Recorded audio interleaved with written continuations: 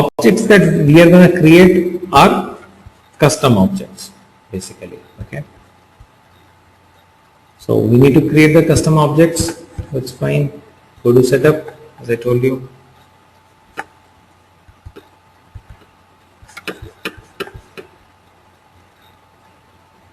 Go to create. Under the build, we need to go to create, and then we need to go to the objects.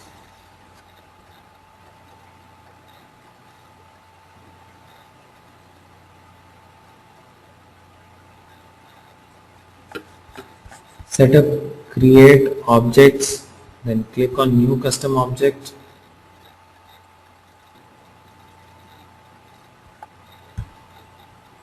Give it a label and a plural label.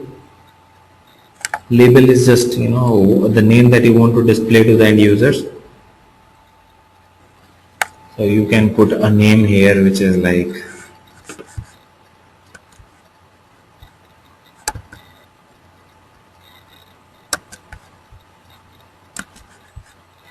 projects. First thing is projects, right?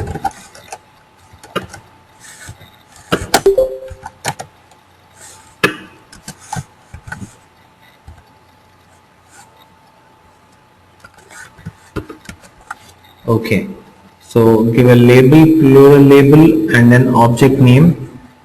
Okay. Any table that we are creating, think of it. Whenever we are creating an object, it should at least have one column. You cannot have a table without, with 0 column. It should have a minimum of 1 column, right? Or at least 1 field. That is what we call it. So while you're creating the object, at this point of time, what are we creating? We are creating the object, project object. Okay. But at that time only it asks us, it by default, whenever you create an object, it creates the first field for it, right? So by default, it asks you for the name of it. The field will be created. Okay. The field will be created automatically. It is just asking you for the label of it. Name of this field, the first field which is going to be created, it is by default name, N-A-M-E. This is the name of the field. And label of the field, it would ask. So you can say project name or only project, whatever you want. You put a label to it, and it's a text field. If you want to do reporting on the data from that object, you say allow reports. Fine. If you feel that at a later point of time you would need to generate reports using the data of that object, you say allow reports, otherwise you cannot select this. If you want to allow activities on that object, you say allow activities, otherwise not required. If you want to track field history is the previous history of some field of that object, right? In case you want to store that, you should in case you want to track the field history, select that, otherwise don't select it. Okay. Deployment status, keep it deployed. If you do not want the users to be able to use that object at this point of time, then make it in development. Okay. Anything which has a status in development is not available for use. Something which has a status deployed is available for use. So just click on save.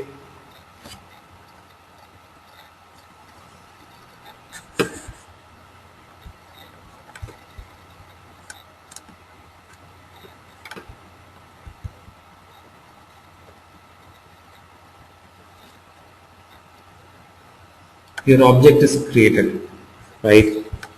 You see, custom object project has been created. Scroll down. Now, the object that we created is custom object.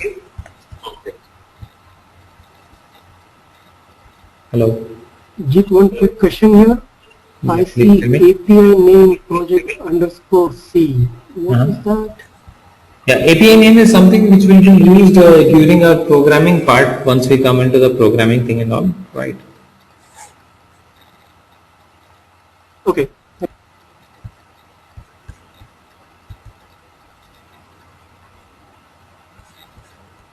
All right.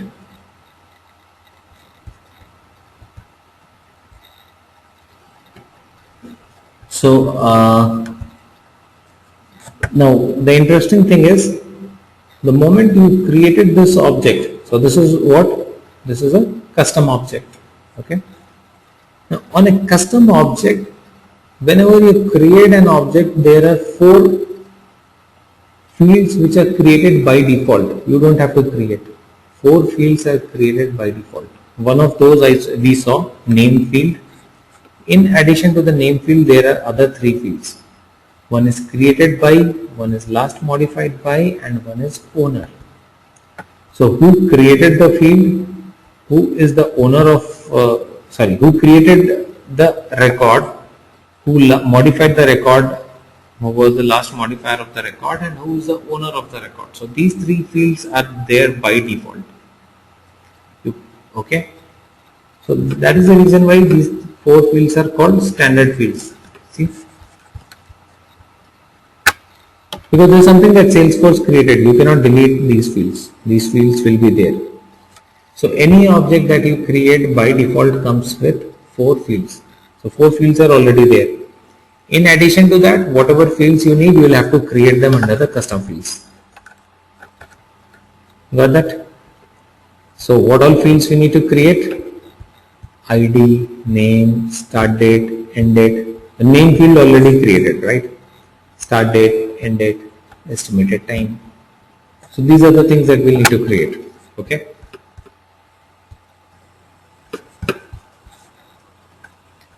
So the ones that we need to create are the custom fields. So you can straight away go and click on the new custom field, new option.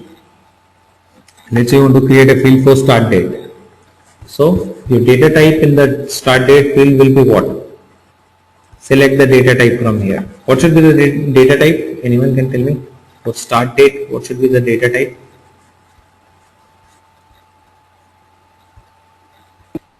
Date. Date. Right.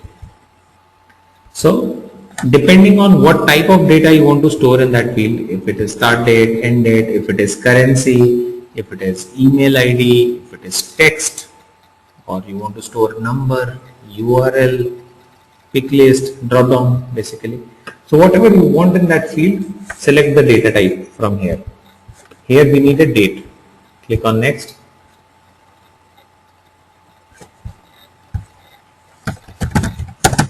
Now it's pretty simple. Start date. If you want the field to be a required field, means a mandatory field. Required field, if you would have noticed, while you try to create an account, this account name is a required field. If you do not put a value for that, the record will not be saved. If you want this to be a required field, you should select it here. Otherwise, you can straight away go to the next. For this step 3, while you are creating a field, just select on visible and go to next. For the time being, you don't need to understand what this is. We will talk about it later. And skip this part also. Just click on save. Don't do anything here on step 4. Click on save. We are fine. We will talk about this a little later. So your field got created. Fine. Start date field got created. Another field I need, end date. End date will also be a date field. Select date, go to next.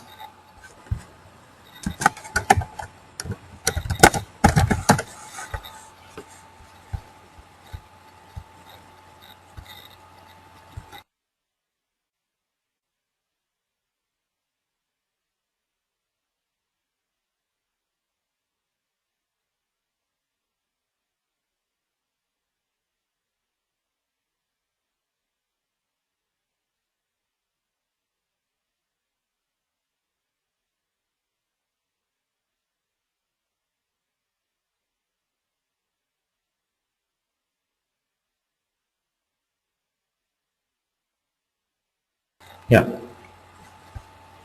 So for this object, how many fields do we have at this point of time? We have 6. 4 standard fields and 2 custom fields. Right? Start date and end.